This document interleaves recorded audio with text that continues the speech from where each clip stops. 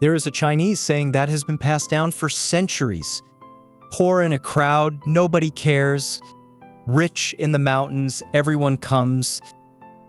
A man goes bankrupt, lives on the busiest street in town, and no one knocks on his door. Another man strikes it rich, hides in the most remote place he can find, and relatives show up one after another. This is not a joke. This is a social reality that Chinese people summed up in 14 characters, and they have been saying it for hundreds of years. Picture this. A man's business fails. He is deep in debt and returns to his hometown. In the old days, his house was the liveliest place during the new year. Relatives took turns visiting. Neighbors brought gifts. The village invited him to handle important matters. Now he has nothing. During the new year, his doorstep is empty. Nobody is deliberately avoiding him. They are all just suddenly busy. He runs into a relative on the road, someone who used to visit every day. The relative spots him from a distance, turns a corner, and pretends not to see him. No one insults him. No one drives him away. Everyone simply becomes a stranger at the same time.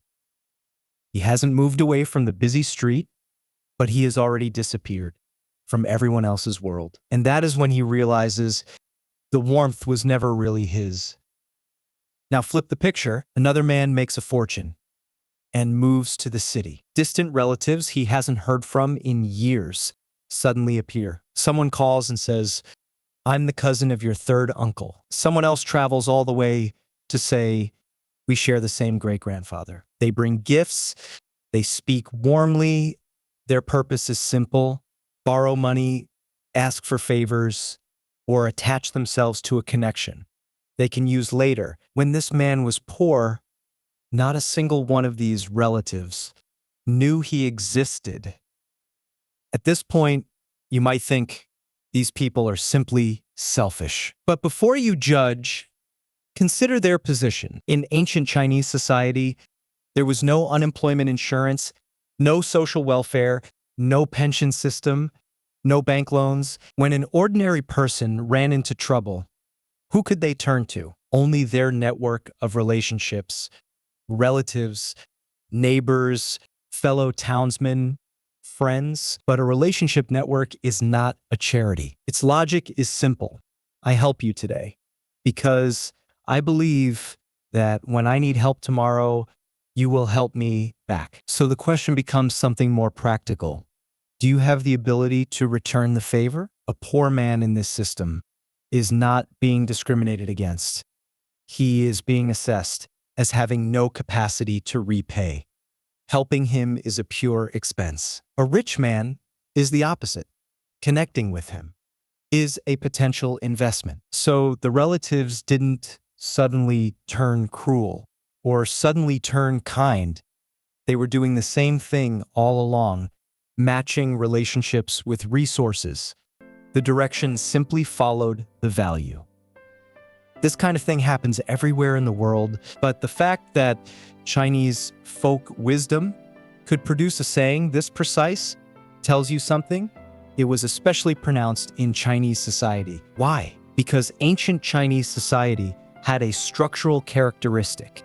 Nearly all social security depended on private relationship networks, not public institutions. Under the imperial system, government authority reached down to the county level and stopped. Below that, everything was managed by clans, local gentry, and family networks. A person's entire life, birth, illness, marriage, death, disputes, injustice, all of it depended not on the government, but on personal connections. If you got sick, whether you could afford treatment, didn't depend on whether there was a hospital. It depended on whether a relative was willing to lend you money. A relationship network was not an accessory to life. It was the infrastructure of survival. When your entire existence is built on personal relationships, every relationship is automatically evaluated for its cost and return. This was not coldness. It was survival logic. The classic Chinese novel, The Scholars, tells the story of a man named Fan Jin, whose life was the most extreme version of this saying. Fan Jin spent decades trying to pass the imperial examination. He was so poor he could barely eat. His father-in-law cursed him to his face, calling him worthless. His neighbors wouldn't give him a second look. Then one day, he passed the exam. The moment the news arrived, the same father-in-law immediately changed his tone and started calling him sir. Local gentry he had never met showed up with silver and houses, eager to build a connection. From a nobody to a man, everyone wanted to know, separated by nothing more than one exam result.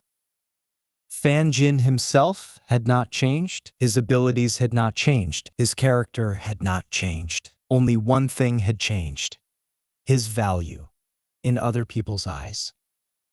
Poor in a crowd, nobody cares. Rich in the mountains, everyone comes. This sounds like an accusation about the coldness of human nature, but if you set the emotions aside and look at it clearly, it is actually describing how a system operates. In a society where survival depends heavily on personal networks, relationships are not ranked by closeness. They are ranked by value. When you have value, distant relatives 3 generations removed will find their way to your door. When you don't, even your next-door neighbor will walk around you. Ordinary Chinese people summed up this operating rule in 14 characters, and they have been saying it for hundreds of years.